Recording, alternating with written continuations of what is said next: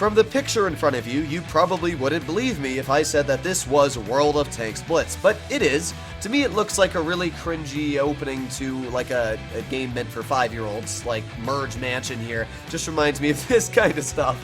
But either way, in today's video, we are going to be taking a look at World of Tanks' official teaser trailer for July. So let's break into it. Now, initially, when we take a look, you can see a T28 Defender. Now, my guess is that Wargaming is going to have some sort of special store offers with the T28 Defender alongside a lot of other Tier 8 American and Tier 7 American collectors and premiums, because obviously the 4th of July is rolling around, and when the 4th of July is around, we usually see bundles for the T34 Independent and the T28 HTC, so we can also expect that maybe the T28 Defender will be sold. With that aside, though, we have our first event. This should be, I would say, a fairly easy event, and the first event to come out in July. First of all, you can get a day of premium. Oh boy.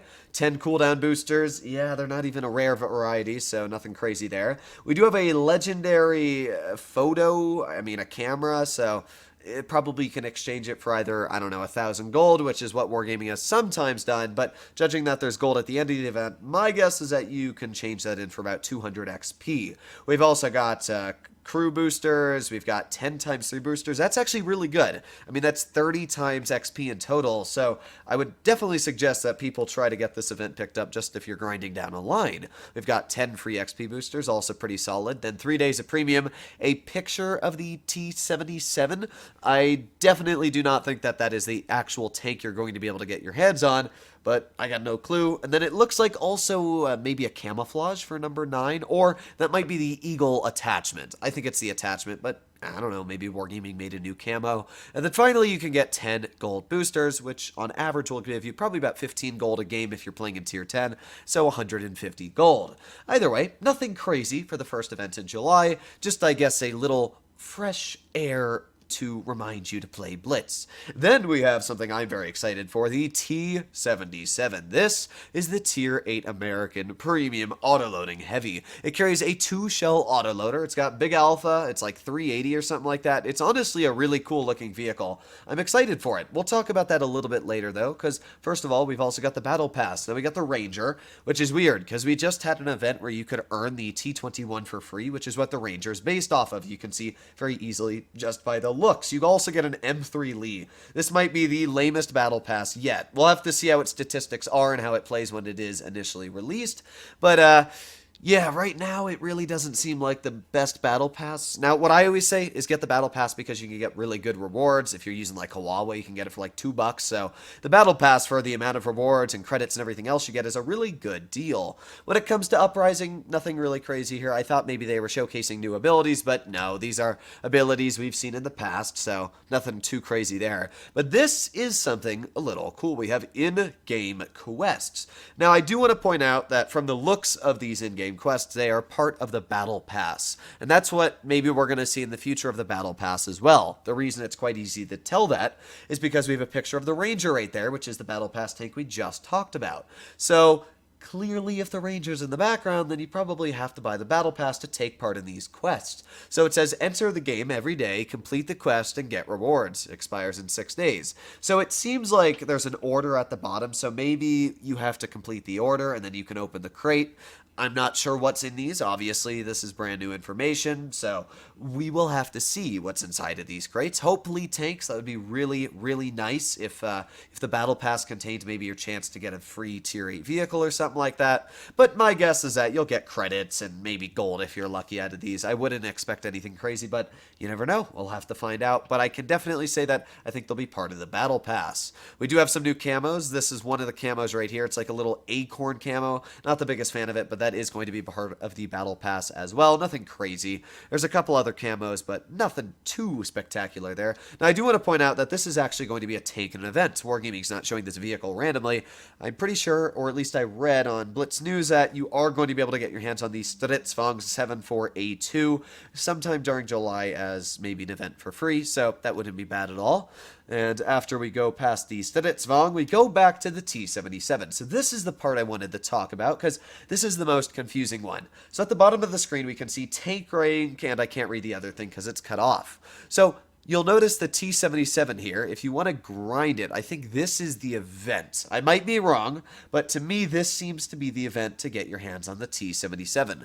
So first of all, you have to get 1200 XP, maybe?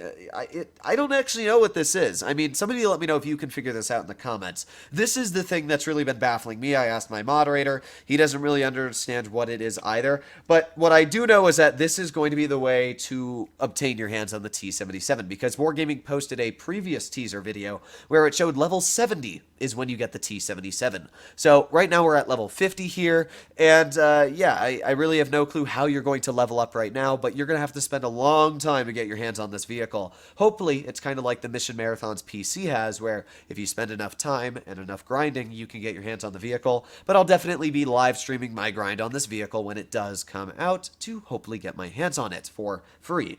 But yeah, that's the T77. We do have the AMX M4 here. Wargaming showing this for a reason. They're probably going to be selling it sometime in the shop with crates for a 5% drop chance, or maybe if you're lucky, even a flat gold price. At update 9.1, the AMX M4 is getting tungsten shells. It's going to get sandbag armor, raising its hit points up to 2,800 if you're just running one of them, which is, yeah, pretty beefy, I gotta say. So I'm excited for the AMX M4. I mean, I already have it, but I'm excited for 9.1, and this might be your chance to get your hands on the vehicle if you've definitely been wanting to get your hands on it. We also have the Concept 1B. Now, it's a coincidence that also today I read on Blitz News that the Concept 1B is going to be entering crates with a 4% drop chance.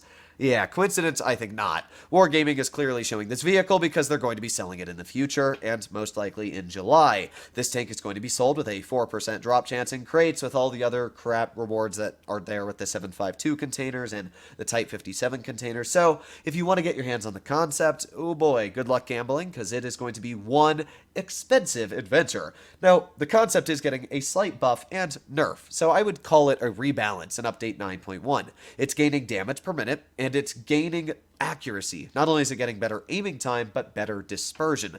However, it's getting worse upper plate armor by 15 millimeters. Personally, I don't believe that's really a nerf. The other thing that's changing is its turret traverse by like 3 degrees a second, but it's still going to have one of the faster turret traverses for a tier 10 heavy in the game. I guess Wargaming just wants to make it a bit slower, so it's more in line with other tier 10 heavies. I think that overall it's a buff because the turret armor is not changing, its hull down capabilities aren't changing, and all that is getting better is its gun, which is the most important part of any tank. So yeah, I would definitely say the Concept 1B might be a tank you want to try and get your hands on, but at the same time, please don't gamble. It's a 4% drop chance with no charms.